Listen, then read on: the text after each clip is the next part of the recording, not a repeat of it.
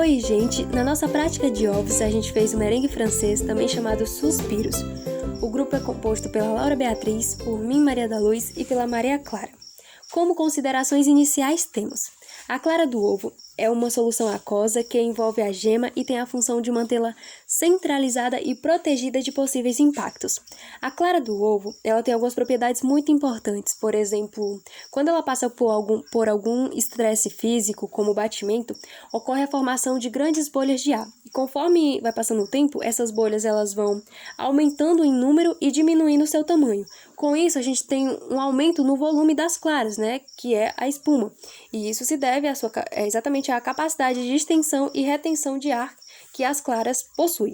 E esse poder espumante dos ovos, ele é bastante utilizado na confeitaria para a elaboração de merengues, de bolos, suspiros, dentre outras preparações. E agora, bora preparar, né?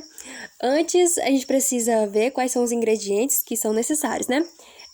Foram usados 100 gramas de açúcar e 63 gramas ou 2 unidades de claras de ovos. Já os utensílios e equipamentos utilizados foram a assadeira, batedeira e o saco de confeiteiro. O primeiro passo para a gente fazer o merengue é bater as claras em neves a uma velocidade máxima.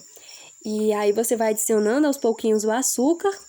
E quando começar a formar a espuma, né, e você observar meio que uns picos assim mais firmes, isso indica que já está chegando no ponto, né? E você já pode passar pro passo 2, né? Que no caso consiste em você colocar no saco de confeiteiro e ir modelando, né, os merengues na assadeira, tá bom? O terceiro passo é colocar no forno a uma temperatura de 160 graus durante 45 a 50 minutos. Em resumo, temos que o pré-preparo ele dura em torno de 8 minutos, preparo de 45 a 50 minutos e temos um rendimento de aproximadamente 30 unidades pequenas, tá bom? É interessante também a gente destacar que foi observado durante o processo de batimento dessas claras que meio que pode ser dividido em 3 estágios. Primeiro a gente teve a formação meio que de um líquido com bolhas de ar. Aí depois a espuma ela já apresentava bolhas menores, com picos arredondados, mais esbranquiçados. E o terceiro, que já é o ponto ideal, é quando a gente tem picos mais firmes e não a clara em neve ela não escorrega assim na tigela, sabe? Então esse é o ponto ideal, tá bom?